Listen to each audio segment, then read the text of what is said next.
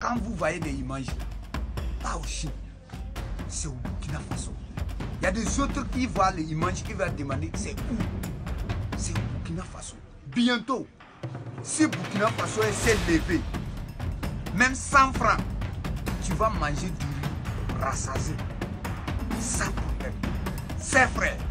Vous voyez des images, vous n'avez rien vu d'abord. Souhaitez longue vie à Capitaine Ibrahim Traoré. Vous allez voir tout. La patrouille, la mort, nous va voir. Voici le Burkina Faso. Ici, ce n'est pas la Chine. Avant, nous voyons ces plaines bien aménagées dans les documentaires, voilà, chinois. Mais regardez ces plaines bien aménagées. Vous êtes là pour Britanniques militaires, des futurs putschistes qu'on est en train de nous préparer. Tandis que les militaires au Burkina, eux, ils sont au service de la population.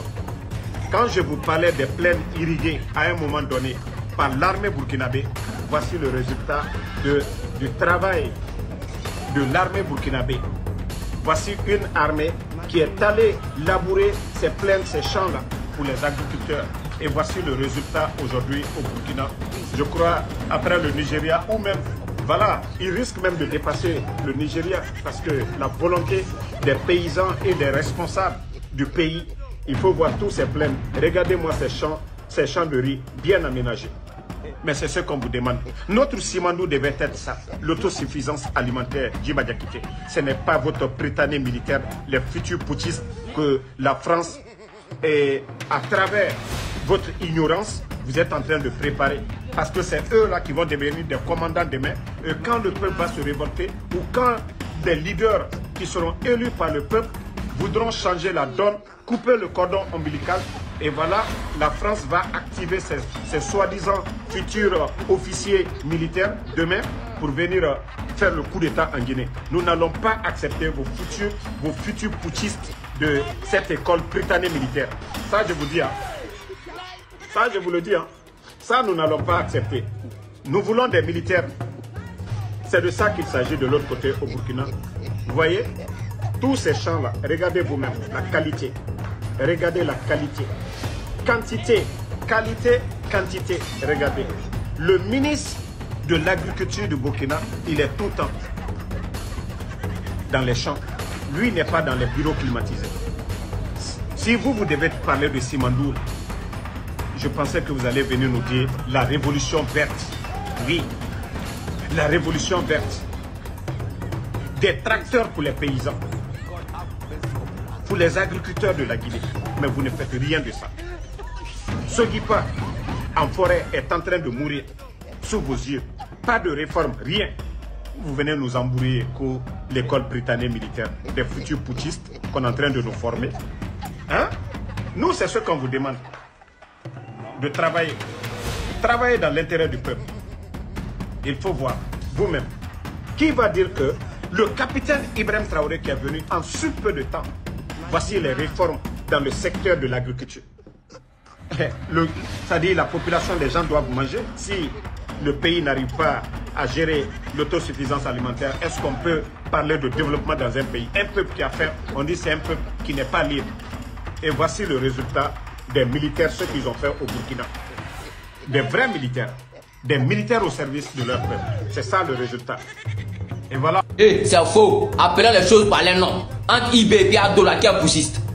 Hein? Famille, tu tombes sur la vidéo de République, partage, abonne-toi, c'est mon nouveau compte. Oui, oui, République, partagez. Mon autre compte a sauté. Moi, je montré couleur ici.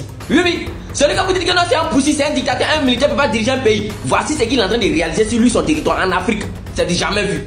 Quelque chose, on voit chez les Chinois, chez les Japonais. Voilà, ça lui, il a créé ça chez lui ici. Mais toi, à chaque fois, toi, dis-toi, tu es démocrate là. À cause de simple élection qui n'a même pas eu lieu.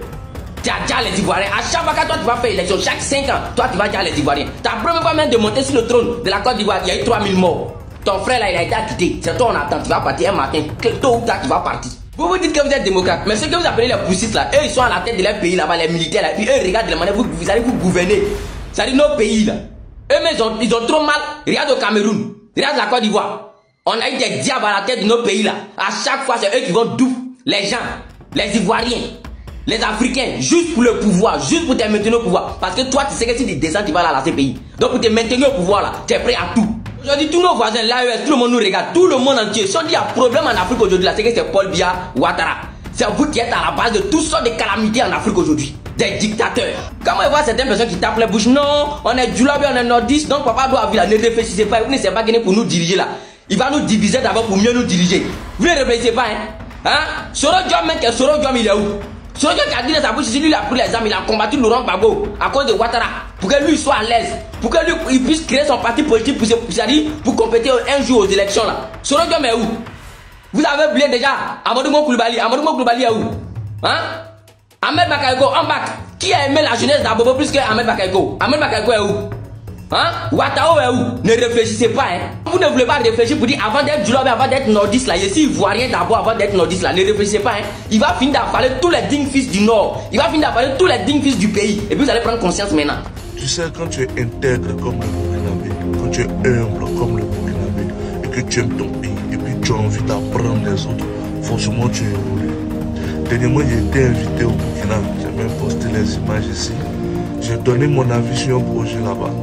Et je peux t'affirmer, je peux te confirmer que ce que le président Ibrahim Traoré est en train de faire pour le Burkina, c'est ce que le gouvernement a fait pour la Thaïlande, pour l'Inde, pour le Pakistan, pour tous les pays gros exploitateurs de riz en Afrique.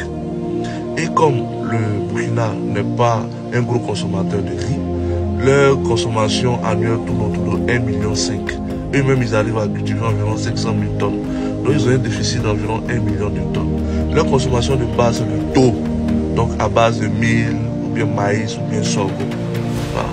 Mais de ce que je sais et de ce que j'ai pu visiter, je sais que cette année 2025, ils ont irrigué plus de 1500 hectares dans la localité de Passoré et puis de Kénédougou. Voilà, Kénédougou, je sais que c'est environ 600 hectares. Voilà, Passoré, c'est environ 900 hectares. Et l'année passée, ils ont fait pareil. Donc, plus le temps passe, lui, il a l'objectif d'irriguer plus de 11 500 hectares. Voilà. Ils feront le riz une seule fois dans l'année. C'est 3 mois, 4 mois, et puis c'est fini. Ils pourront atteindre les 1 million qui manquent là. Le reste de l'année, ils pourront produire tout ça comme tomates, l'ail, oignons, gombo, et j'en passe. Après, là, c'est nous encore. C'est nous, on a près de 3 millions de terres arabes ici. C'est nous qu'on va racheter dans le main. Et tiens-toi, après, il a déjà commencé cette histoire de mécanisation. Là, il finit d'irriguer dans une localité et il met les coopératives dessus. Après, il accompagne des machines pour faciliter le travail. C'est un président très intelligent, très engagé. Il aime son pays. Et il a compris ce qu'on doit faire pour qu'un pays soit autonome. Voilà. Tu ne peux pas vivre dans un pays où il y a la terre partout de toi, partout. Et puis tu vas encore importer de l'aliment. Pourtant, tu as la jeunesse qui est prête à exploiter ces terres-là. Mais sans accompagnement, ces terres-là seront loties pour construire une maison dessus. Maintenant, après, quand toutes ces terres-là sont loties, puis ça devient maison. On mange quoi?